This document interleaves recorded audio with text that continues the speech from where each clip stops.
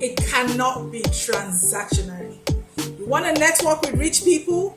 It cannot be transactional. Get ready to earn your way, serve your way, or pay your way into those networks.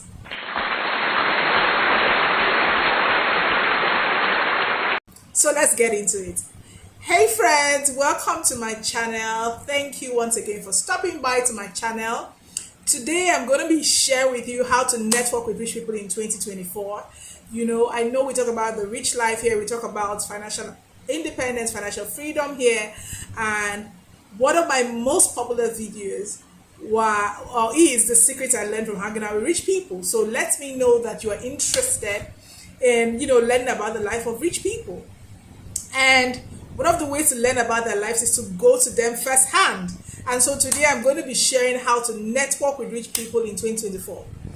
Now, by the way, my disclaimer, like I said in the beginning, this cannot be transactional. Because rich people already know that people want to be around them for what they can get from them. So you will not stand out if you are like everybody else. Okay, you cannot stand out if you're like everybody else. In fact, there's a scripture in the Bible that says that a rich man has many friends. Many people won't hang around rich people, but a poor man is a beggar. Okay, so rich people are already used to people trying to seek their attention, trying to get something from them. So they are already like on the defensive, or they can be kind of caught like, people are just trying to come and take something from me. So I wanted to put that disclaimer and to warn you. All right. So as we're getting into it, first of all, I want to also thank all my subscribers and all the people who watch my video and share it with their friends. Thank you so much. I was looking at our analytics the other day and I saw that a couple of you have been sharing my videos with your friends. Thank you. This is a video you have to share, and don't forget to like, to subscribe, turn on notification, and share with your friends because rich people, rich friend. In 2024, we're going to be networking with rich people, okay? And we're going to do it right. Now, of course, networking with rich people is very obvious, right? Because again, you want to network with them because you want to gain multiple opportunities. You want to be part of their network. You want their mentorship. You want to learn how they became rich. There are just multiple benefits of networking with wealthy people, okay? And it's a no-brainer. I don't even need to sell it for you because you're already sold, right? Sold. Okay, but how do you go about it? Now, people ask me, so Tale, how do you build a network? Me, I want to upgrade my network. I want to have affluent in my network. I want to have rich people in my network. Now, I have to say something. You don't build a network randomly, okay? The first thing you want to do if you want to build a network is to decide, okay, you know what is my focus? What kind of rich people or what kind of networks are important to achieving my goals, fulfilling my passions, or whatever it is that you're going after? You can't just wake up and say, I'm looking for rich people. Oh, please, where are they rich people? No, it's just, it's to make you like a tramp, really. To make you like someone that no one is going to be interested in being around. But when you are clear about what it is that's your target, what it is that your focus, maybe for example, if you're an entrepreneur and you want to be in a network of other, successful entrepreneurs, you're clear about it. Even breaking it down further, maybe for example, you're a real estate entrepreneur and you decide, I want to be amongst the network of very successful rich real estate entrepreneurs that are rich. I want to learn from them. I want them to mentor me. I want them to motivate me. You are clear about your network. So, for example, one of the things I do, I'm in the tech industry. I'm a tech founder. And so I like to be in rooms with successful tech founders, okay? Because I like to hear their stories. I like to learn from them. I like to, see how I also can become as successful from them. I also like to learn from their failures so that I also know what to avoid and, what to do. And so you have to be clear about your target. What are you targeting? Why are you networking with these people? Okay, what is your goal? So your networking efforts has to be tailored based on what your target is and based on what your interest is. Okay, once you've done this, you are on your way to building the right network. Now, next thing is, where are you going to meet these people? where you going to meet these people? And then people tell me, but I don't know where I'm going to meet them. So you think about it. Where will they be that you can meet them? One of the simplest places is to attend industry events, conferences. Most of those people are so busy, but because they are probably leaders in their fields, they probably be invited to speak at this conference, to speak at this event, and all that stuff. Make sure that you attend those conferences and those events. I mean, for me in the tech industry, when I want to meet certain leaders, I go to conferences. The other day I did a shot of going to a female tech conference. I go to conferences and I get to meet them. I get to interact with them. I get to learn from them. I get to sit at breakfast, at lunch, and dinner with them. Early in the year, there was a financial inclusion conference in Kigali for fintech for inclusion conference. I was one of the speakers in like a TED style talk.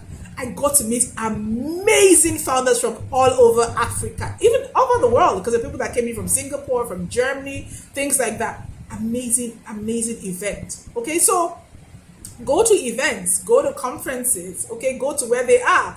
And the thing is that a lot of the times when those people are in their own industry events, they let their guards down because they feel like, oh, I'm amongst my people, my tribe, you know what I mean? So it's easier for you to sort of get their audience, get their attention, and they're happy to have a conversation with you. So that's a very simple way of doing it. Now, again, some of these events might cost you something, like traveling all the way to Kigali from my country, Nigeria, to attend that conference cost a bit. But for me, it was worth being in that room. It was worth being inspired. It was worth seeing what amazing technology founders were doing all over the world, making a difference. It expanded my mind. It expanded my dreams, Yeah, and so it might cost you a bit, but I think you should be willing to invest if you want to build your network, okay? Another thing you can do is professional organization and associations. Now, there are some professional organizations and associations that host, networking events for these people and all that, provide access to, affluent professionals. You can find those kind of events and associations, put your ear down, talk to people, tell them, oh, I'm interested in this kind of events or associations, and they'll give you pointers. And then, you go to those events, very similar to the conferences and things like that. You join the associations, and then you get more proximity to them, okay? Now, another way that you can get the attention of rich people and network with them is online forums. Some of the ones that are more extroverted are very big on social media platforms, social media forums. I see some of them engaging on Twitter, now X. I mean, they're all over there. And then, for example, they engage and you literally say something that is significant. You have conversations with them. You establish your credibility as a valuable contributor, and you get their attention. They're like, what's this nice gentleman or this nice lady that said those comments? And you might say, right, let me check you out. And say, oh wow, this seems to know what they're saying. You see what I mean? So again, the whole 6 degrees of separation, it has gotten smaller with the online thing. Engage with them. Show that you're genuinely interested in what they're sharing, in what they're saying, and you will get their attention. Okay? And you might be surprised. From there, it might lead to a physical meeting. So, for example, I saw the post of one very, influential person on Instagram at one point, and I thought, that post made a lot of sense. And so I started engaging in the post, made my contribution, showed value and everything. And funny enough, the post was about maximizing networks, okay? And I was like, you know what? Hey, if she has a network meeting, I'm going to come and help her maximize network everywhere I go. And that's the truth. I go into the room, main character energy, I get to meet people and contribute and add value. And I end up, expanding my network. And she was like, okay, don't worry. The next event I'm having, I'm going to invite you. That was online, but it's just the way I approached it. I shared value of my own experiences and how I maximize networks. I just thought, you're in. You're in the room. So yeah, engage in online forums. So those ones are not difficult. Another thing you can do is to seek mentorship. Now, let me just talk about this mentorship thing. Because over the years, people are always calling to me, oh, Tyler, be my mentor. And I'm like, what am I mentoring you on? What am I mentoring you on? Or, I mean, associations have also approached me to mentor a couple of people. I mean, I've obliged them over the years, but as I've gotten busier, it's harder for me to be anybody's one-on-one mentor if there is no direct value. Okay, so to build mentoring relationships, the mentee has to be really smart. So, for example, I was telling my team members on Monday of one of my best mentors in, a few years ago. So I found out about this woman from an event. I approached her and I took a gift to her about a product I was creating. Immediately, she critiqued that product. She gave me constructive criticism, and I appreciated her for that. But guess what? It didn't stop there. I kept thinking about ways to add value to her. So I started asking her questions about her company, her business, her aspirations, her goals. And I realized that, come, Tale, you might not be as good as production as this woman, but you have like business knowledge, you have like business skills. How can you help this woman become better at her business? So I started to add value to her. I started to, give her suggestions, give her recommendations, help her with her presentation. And that formed a mentorship relationship that she was willing to invest in. Why? Because I came with value. I didn't just come to seek her advice. I also came with a sense of reciprocity. I added value to her, okay? And from that, she became my mentor. She provided me guidance, okay? And the relationship continued like that for years with a sense of reciprocity. And she did a lot of things for me. I was saying to my team members that I remember when I launched my book in 2017, she organized this amazing book launch. It was so beautiful. I felt so blessed, because of the years of, building that relationship that she did not take for granted. And so that is another thing. When you're seeking mentorship, fantastic, but go with value. How are you going to add value to that person that will make them feel this person is different, this person stands out, I would like to invest my time to mentor this person, okay? So, like I said, which is the next point, offer value and expertise. Okay, so one of the things I always do when I meet people, actually in professional networks, I always say, how can I add value to this person? We're having a conversation, they ask me, they mention something they need. I know somebody who can help them. I immediately say, oh, do you want an introduction, or can I help you do this? And they already see me as, man, this person is valuable, man. I need to keep this person in my network. This person is going to add value to me. This person, is worth knowing, and things like that. So offer value and expertise, extremely important in mentoring, in networking. And then build genuine relationship. Build genuine relationships. We don't do transactions here. I'm not teaching you how to network with rich people to go and take advantage of them. Build genuine relationship. Become a genuine person. Let them say, oh, this person is sincere. This person is not a shotgun person. What I can get, one bam and out. No, this person is interested. And that's why I always say that. Make sure you like the person.